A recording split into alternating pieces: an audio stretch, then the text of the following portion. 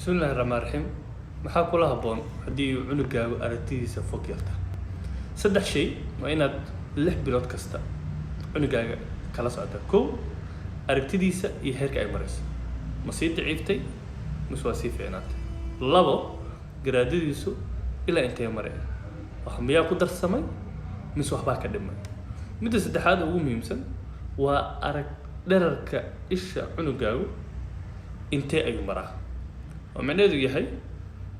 haddii cunuga aragtida fog ay dhibayso cudurka ugu badan ee dhaliya waxaan dhahnaa myopia myopia-na inteeda badan waxaa sababa arag dherarka isha oo intii loogu talagalay ka dheeraada dherarka isha normalkeeda waa 23.5 millimeter 6 bilood kasta waxaa wanaagsan inaad kala socoto cunugaaga maxaa aragtida ishiisa ku darsamay maxaana ka dhimay